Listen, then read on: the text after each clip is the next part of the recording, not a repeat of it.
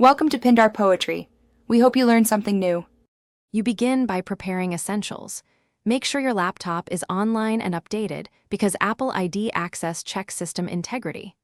Once done, open the Apple menu and choose System Settings or System Preferences. You want the Accounts or Apple ID pane visible. This is where sign-in happens. If you don't see it, use Spotlight to search Apple ID. That speeds things up. Make sure you have your Apple ID email or trusted phone and password at hand before moving to sign in.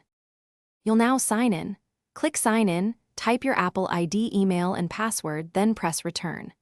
If two-factor authentication appears, check your trusted iPhone or SMS for the 6-digit code and enter it promptly. Once verified, the system asks which iCloud services to enable. Choose Mail, Contacts, Photos, and Keychain as needed.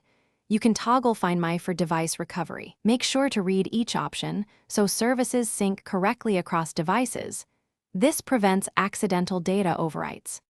Complete setup by checking iCloud sync status and letting initial uploads finish. Large libraries may take time. Next, open account details to confirm payment methods, security questions, and a recovery email or phone so you can recover access later.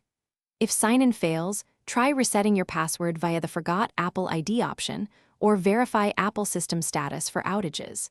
If two-factor codes aren't arriving, confirm your trusted phone number and network. Often toggling Wi-Fi or restarting the laptop resolves delivery. Thanks for watching. Consider subscribing if we helped you.